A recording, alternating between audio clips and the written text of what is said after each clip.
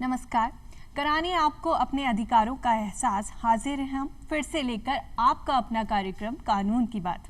दर्शकों, इस कार्यक्रम के जरिए हम हमेशा अलग अलग विषयों के बारे में आपके साथ चर्चा करते हैं। कभी महिला अधिकारों के बारे में बात करते हैं, कभी साइबर क्राइम के बारे में, कभी किसानों से रिलेटेड मैटर के बारे में, कभी मानव अधिकारों के बारे में, तो कभी मूल अधिकारों के बारे में। लेकिन आज हम चर्चा करने वाले हैं कॉन्ट्रैक्ट्स के बारे में और हमारा विषय है अंतर्राष्ट्रीय संविदा एवं कानून।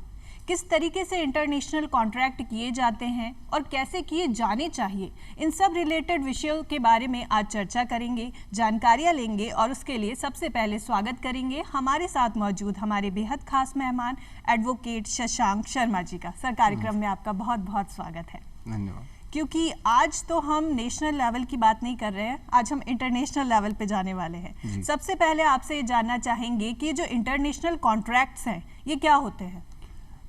जब दो देशों की कंपनियां या दो देशों के व्यापारिक समझौते जो होते हैं उनको हम इंटरनेशनल कॉन्ट्रैक्ट्स कहते हैं।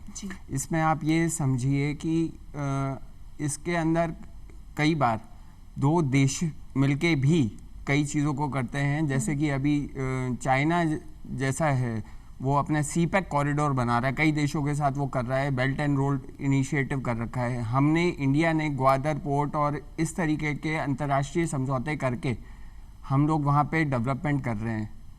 हम इस तरीके के जितने भी होते हैं ये सारे आपके अंतर्राष्ट्रीय कॉन्ट्रैक्टों के अंतर्गत आते हैं।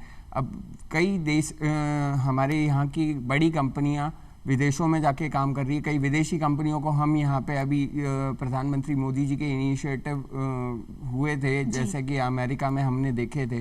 तो ये सारी चीज़ें व्यापार को बढ़ोतरी करने में बहुत ज़्यादा मदद करती हैं। और इस तरीके की बढ़ोतरी जब करनी है तो उसको लेखपत तरीके से करना पड़ता है। ये काम पूरा आपको सही तरीके से, सिस्टमैटिक तरीके से आपको लिखना पड़ेगा। और इन सारी चीज़ों का फॉर्मेट जो होगा वो इंटरनेशनल कॉन्ट्रैक्ट कहलाता है, क्योंकि वो एक तरीके से बाइंडिंग होता है। आप उस समझौते से मुकर नहीं सकते, इसलिए ये बहुत ज़्यादा ज़रूरी होते हैं। ठीक है, तो हम देख रहे हैं कि ऐसे ही नहीं कि हमारी इच्छा हो रही है और हम कोई काम कर रहे हैं, एक सिस्टम पूरा रहता है, रिटन एग्रीमेंट्स होते हैं और एक प्रॉपर तरीके से एक चैनल काम करता है, तब जाकर के इंडिया मतलब हमारे इंटरनेशनल कॉन्ट्रैक्ट्स हम करते हैं। सर ठीक है, चलिए हम इंटरनेशनल कॉन्ट्रैक्ट की तो आज बात करेंगे ही। शुरुआत करते हैं कि भारतीय संविदा के बारे में भी बात कर लेते हैं। हमारा जो इंडियन कॉन्ट्रैक्ट एक्ट है उसके क्या प्रावधान है, उसमें कॉन्ट्रैक्ट किसे कहते हैं? भारतीय संविदा कानून जो है वो 1872 में लागू किया गया था। उससे पहले हमारे देश में कई प्रकार से व्यापारिक समझौते होते थे, जिसका कोई लेखबद्ध तरीका कई बार होता था, कई बार नहीं होता था। जैसे कि पहले के किसान वगैरह ये जो भी व्यापारिक समझौते करते थे वो लेखबद्ध नहीं होते थे, वो हैंडशेक रूल पे आधारित होते थे। मतलब वो एक गमछे के अंदर अपना हाथ डाल के आपस में हाथ मिला के वो स्थापित करते थे कि हाँ साहब मैं ये काम करूँगा। उसको अंग्रेजी भाषा में बोला जाए तो कई बार कैटल कॉन्ट्रैक्ट्स भी कहा जाता था, कि भाई ज़्यादातर मवेशी और इस तरीके के छोटे मोटे सौदे जो करते थे वो हाथ मिला के सौदे कर लिए जाते थे। बट इस मामले में समस्या वहाँ पे आती थी कि कोई अगर झूठ बोल रहा है या कि कोई अपनी बात से मुकर गया तो आप कैसे करें। इन सारी समस्याओं को ब्रिटिशर्स ने भी झेला। उसके बाद वो 1872 में एक प्रणाली स्थापित उन्होंने की कि इस तरीके से अगर कोई भी आप समझौते कर रहे हैं तो वो वैध हैं। हमारे बेस आप ऐसे मान के चलिए कि भारत के अंदर नॉर्मली 3 तरीके के कॉन्ट्रैक्ट्स का एक बड़ी कैटेगरी है। वैलिड, जो कि वैध कॉन्ट्रैक्ट, वैध संविदा जिन्हें अपन कहेंगे। देन वॉइड कॉन्ट्रैक्ट की अवैध, कि भाई उसके अंदर वो संविदा गलत तरीके से की गई है। अब उसके कई सारे कारण हो सकते हैं कि भाई डरा धमका के की गई है, ड्यू टू कोरिजन है, कोई इन्फ्लुएंस करके की गई है, या किसी ऐसे व्यक्ति के साथ कर ली गई है जो कि मानसिक रूप से वो सही नहीं है, किसी ऐसे व्यक्ति के साथ तो नहीं की गई जो कि एडल्ट नहीं है, जी, जो जी। अपनी उम्र से मतलब 18 साल से अगर कम का व्यक्ति है, तो उसके साथ अगर संविदा वगैरह की गई है तो वो भी एक तरीके से कानूनी रूप से सही नहीं होती।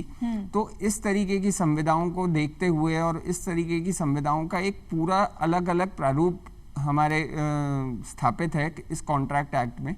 आप को कई जो सारी धाराएं हैं उसके अंदर ये समझना पड़ता है, आपको देखना पड़ता है कि आप जो भी संविदा करें या जो भी कॉन्ट्रैक्ट आप करें वो सही तरीके से किया गया हो।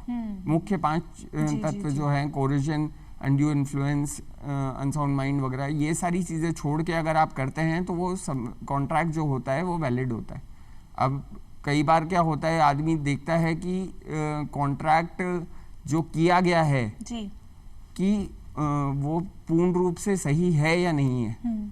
तो ये सबसे पहले आपको समझना पड़ेगा। अंतर्राष्ट्रीय वाले में तो हम बात करें तो और भी ज़्यादा समस्याएं आती जी हैं। जी जी बिल्कुल। सर, देखा हमने आपकी बातों से सुना कि कुछ ग्राउंड्स हैं जिनके आधार पर कोई भी कॉन्ट्रैक्ट को वैलिड घोषित किया जाता है या वॉइड घोषित किया जाता है। ठीक है, अब हमारे देश की एक प्रणाली है, कानून व्यवस्था है, इसमें किस तरीके से कॉन्ट्रैक्ट किए जाएंगे, किन्हें वॉइड माना जाएगा, किन्हें वैलिड माना जाएगा, इसके लिए हमारा ये जो एक्ट है, संविदा अधिनियम है, ये इन चीज़ों को डील कर रहा है। हम देखते हैं कि जो इंटरनेशनल लेवल पर बाकी कंट्रीज हैं उनके भी अपने पर्टिकुलर एक्ट इस संबंध में होते होंगे।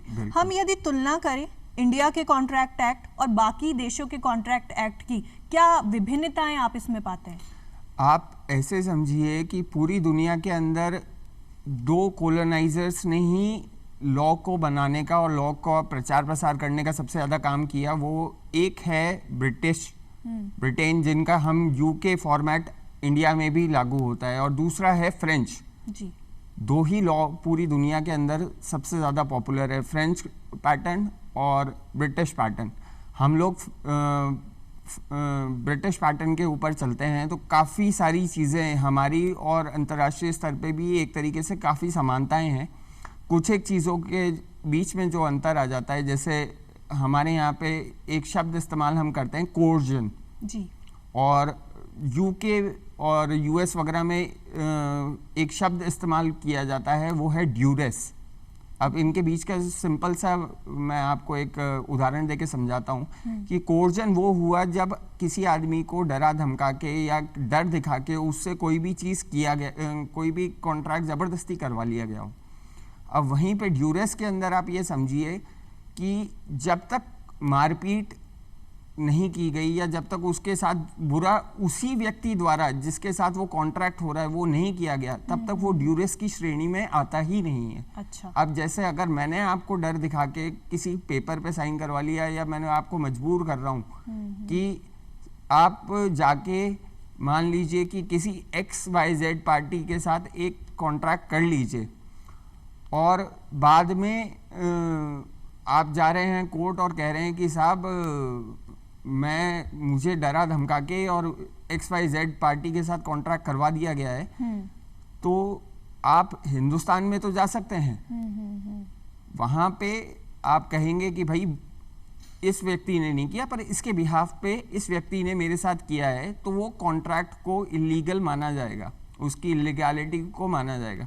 पर ड्यूरेस वाला जो कॉन्सेप्ट है उसको आप अगर बड़ी उसमें देखें तुलनात्मक दृष्टि में, तो वो थोड़ा सा छोटा संकुचित कॉन्सेप्ट है कि वो कहता ये है कि भाई वही व्यक्ति आपके साथ करने वाला होना चाहिए। अच्छा। अब कई बार ऐसी चीज़ें आपको देखने और समझने को मिलेंगी कि काफ़ी सारी चीज़ें भाषा और इन सब के कारण कई सारी समस्याएं झेलनी पड़ती हैं कि जब आप अंतर्राष्ट्रीय स्तर पे इस तरीके की चीज़ों को देखते हैं तो वो थोड़ा सा आपके लिए कठिन हो जाता है। जी जी सर, हम तो ये देखते हैं कि हमारा देश बाकी देशों से बहुत अलग है।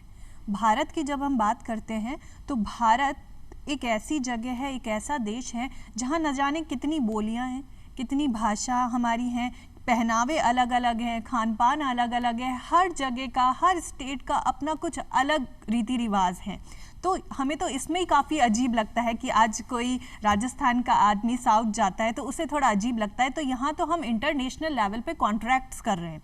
मान लीजिए हमारे देश में कोई चीज़ है, वो यहाँ पे करना अपराध है, क्राइम है या इलीगल है, लेकिन दूसरे देश में वो चीज़ ऐसी नहीं है, फिर किस तरीके से ये कॉन्ट्रैक्ट होते हैं?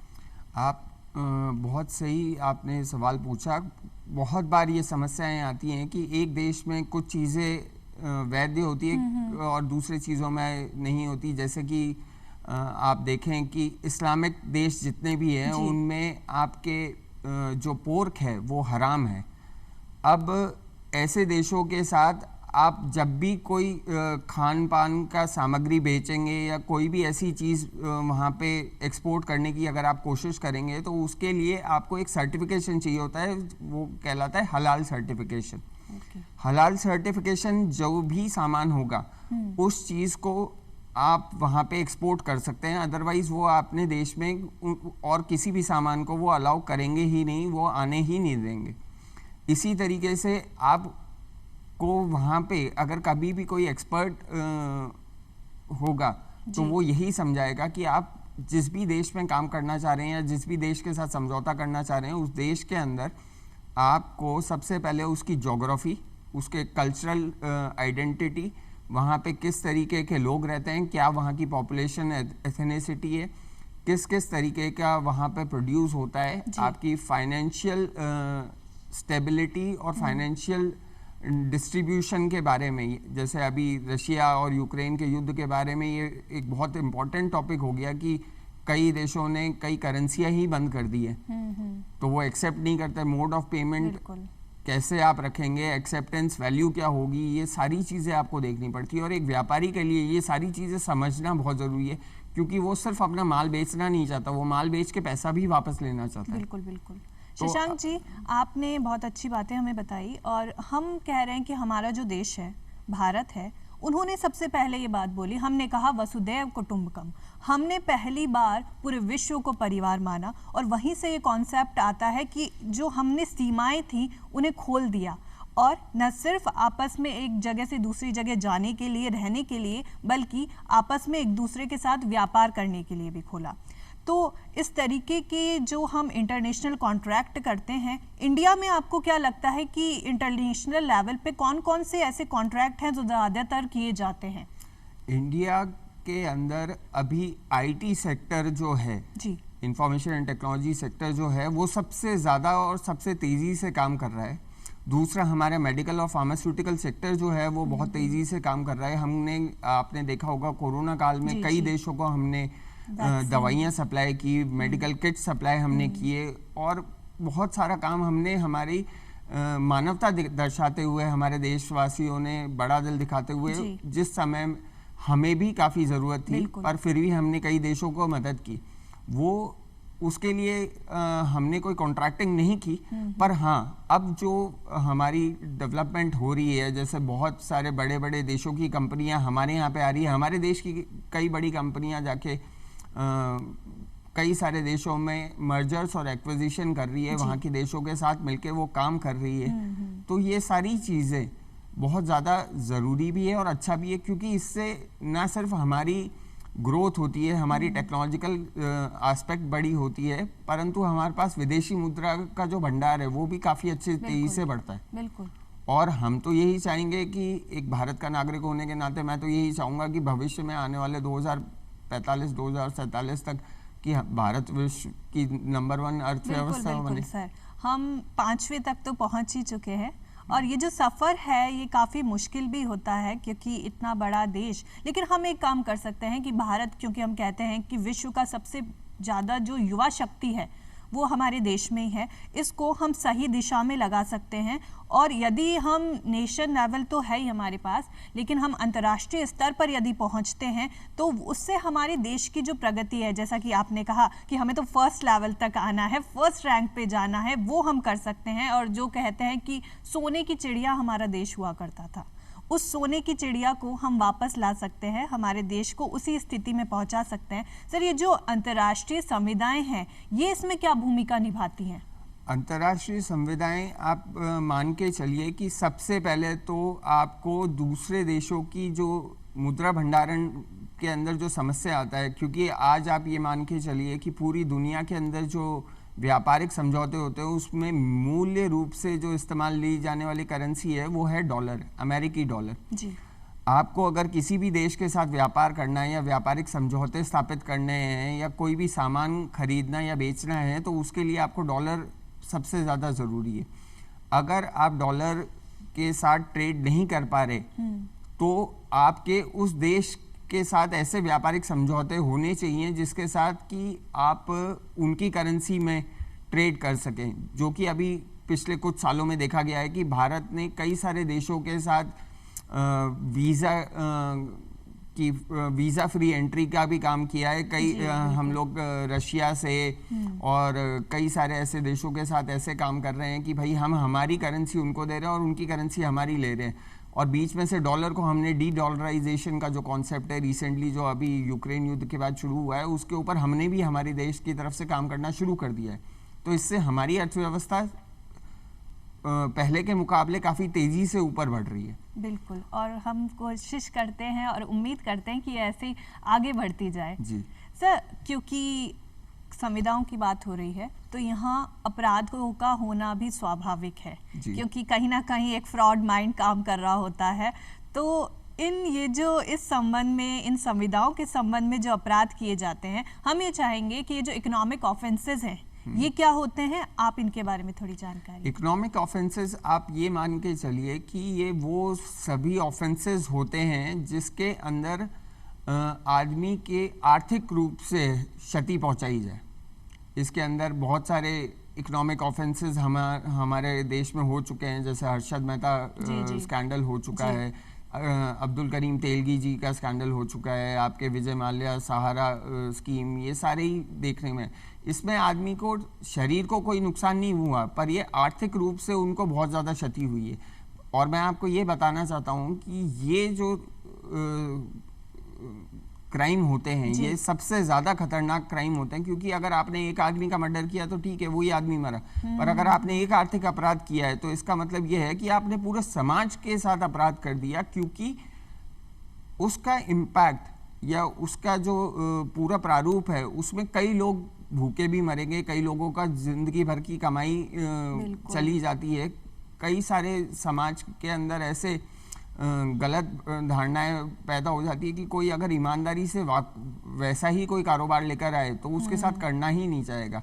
जैसे एक बहुत बड़ा स्कैंडल हुआ था हमारे राजस्थान का ही था, गोल्ड स्कैंडल। उसके अंदर यही हुआ कि आज जो MLM कंपनीज हैं या पॉन्जी स्कीम की कंपनीज है उनके ऊपर अगर कोई वाकई में लेजिटिमेट कंपनी भी होगी तो भी उसके साथ कोई जुड़ना नहीं चाहता। बिल्कुल सही कह रहे हैं आप। वो एक तरीके से विश्वास इंसान का विश्वासघात जो होता है वो ज़्यादा नुकसानदायक होता है, क्योंकि जब आदमी जैसे शेयर मार्केट से आज अगर आप एक आम हिंदुस्तानी के बारे में पूछें तो जो 90 से पहले की जो पीढ़ी है आज उनमें से 99% लोग जो मेरे जानकार हैं या जिन लोगों को मैं जानता हूं वो लोग यही कहेंगे कि भैया शेयर मार्केट से मुझे दूर रहना है। जबकि शेयर मार्केट एक बहुत अच्छा व्यापारिक पटल होता है जिससे आप काम कर सकते हैं। और सेबी जैसी संस्था हमारी देश की है जो बहुत अच्छे से उसको रेगुलेट करती है, पर फिर भी एक आदमी, आम आदमी सोचता है कि नहीं यार, उसके मन में जो झिझक आती है कि नहीं यार मैं घर में सोना बना के रख लूंगा, मैं कहीं पे पैसा छुपा के रख लूंगा। जब 1000 और 500 रुपए की करेंसी बंद हुई थी तो लोगों ने बोरे भर भर के पैसे और लंबी लंबी कतारें लगी हुई थी लोगों की। वो इसलिए थी क्योंकि उन्होंने कहीं पैसा इन्वेस्ट किया ही नहीं है। Exactly. अब अगर वो इन्वेस्ट ही नहीं करेंगे तो हमारी अर्थव्यवस्था तेजी से आगे बढ़ेगी कैसे? नहीं सर, बिल्कुल। और मुझे लगता है कि आज जब ये प्रोग्राम सब देखेंगे तो निश्चित ही बहुत सी जानकारियां हर व्यक्ति तक पहुंचेंगी और बहुत सारे काम करने के लिए वो प्रेरित होंगे। तो हम डिस्प्यूट्स के बारे में बात करते हैं कि कॉन्ट्रैक्ट हैं तो डिस्प्यूट्स होने लाजमी है। हो सकता है कि मैं जो कर रही हूँ उससे आप सहमत नहीं हो, स्पेशली तब जो चीज़ हमने अपने कॉन्ट्रैक्ट में लिख दी है, अब यदि एक पार्टी उसका पालन नहीं करती है तो दूसरी पार्टी कैसे उसके खिलाफ कार्यवाही कर सकती है। जैसे हमारे देश के कोर्ट हैं, उसमें कार्यवाही करनी होती है या इंटरनेशनल कोर्ट्स इसके लिए काम करते हैं, कैसे प्रोसेस चलता है? आप ये मान के चलिए कि सबसे पहले जब हम इस तरीके के चाहे इंडियन कॉन्ट्रैक्ट्स हो चाहे इंटरनेशनल कॉन्ट्रैक्ट्स हो, कई देश आपस में जब कॉन्ट्रैक्ट करते हैं तो उसमें एक स्पेसिफाई करते हैं कि भाई ये क्षेत्राधिकार में हम इस कानूनी विधि को पारित करवाएंगे। अच्छा, ठीक है। अब वैसे तो हमारे पास इंटरनेशनल कोर्ट ऑफ जस्टिस भी है, बट नॉर्मली जो अलग अलग देश की कंपनियां हैं, अलग अलग लोग जो काम कर रहे होते हैं, वो लोग ये देखते हैं कि भाई सुविधा कहाँ पर ज़्यादा होगी। तो इसके अंदर एक ADR alternate dispute resolution mechanism जो होता है, ये बहुत बड़ा इम्पॉर्टेंट रोल प्ले करने लग गया।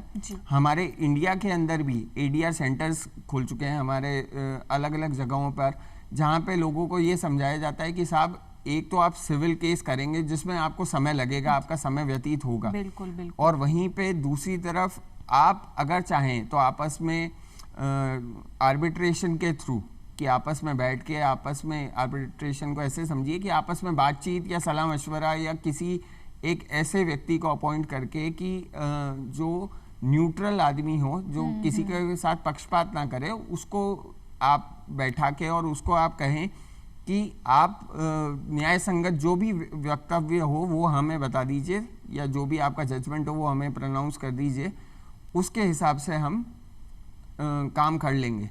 तो ये एक बहुत तेज़ी से किया जाने वाला काम है। नेगोशिएशंस अगर आप करते हैं, भाई आपको ये कोई भी आदमी अपने व्यापार को बंद करना नहीं चाहता जी। वो चाहता है कि कहीं ना कहीं कुछ समझौते पे वो पहुंचे और काम वापस वो आगे बढ़ा सके। बिल्कुल सर, आपने बताया कि जो ऑल्टरनेट डिस्प्यूट रेजोल्यूशन सिस्टम है, ये हम देख रहे हैं कि पार्टीज के लिए तो फ़ायदेमंद है ही, साथ में हमारे देश के जो कोर्ट्स हैं उनके लिए भी फ़ायदेमंद है। एक तो सारे केसेस हमारे सिविल कोर्ट्स में चलेंगे, वैसे ही उनके पास काम की कमी नहीं है, तो उसके अलावा जब हमारे पास सिस्टम है तो हमें नेचुरली उसी का ही पहले इस्तेमाल करना चाहिए और फिर यदि ज़रूरत लगती है तब जा कर के हमें कोर्ट्स में जाना चाहिए। हम इंडिया के बिजनेस के बारे में बात करते हैं कि जो हमारे यहाँ के बिजनेस चल रहे हैं और जो इंटरनेशनल लेवल पर चल रहे हैं, अब हमें दोनों को मर्ज करना है, दोनों को आपस में एक साथ को जोड़ना है। क्या हम इसके लिए तैयार हैं? बिल्कुल हम इसके लिए तैयार हैं, और आप ये ऐसे समझिए कि हम हमारी तरफ से आज से नहीं, पिछले 20 सालों से ये काम काफ़ी तेज़ी से देखा गया है, काफ़ी तेज़ प्रगति की गई है। क्योंकि 1990 में जब हमारी ओपन डोर पॉलिसी लॉन्च हुई थी, तो ओपन डोर पॉलिसी के अंदर मेन मकसद ही ये था कि भाई हम अंतर्राष्ट्रीय मुद्रा को ज़्यादा से ज़्यादा कैसे कमा सकें।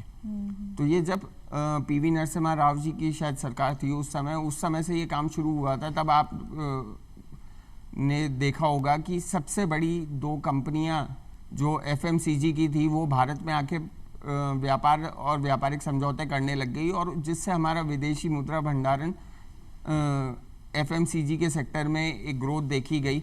उसके अलावा कई सारी हमारी ऐसी कंपनियां हमारे देश में आई जिन्होंने यहाँ पर आकर हमारे टेक्नोलॉजी को अडॉप्ट किया, जिन्होंने हमारे साथ आके हमारे साथ टेक्नोलॉजिकल ट्रांसफ़र किए, और ये सारे काम करते करते हमारी भी ग्रोथ काफ़ी तेज़ी से हुई।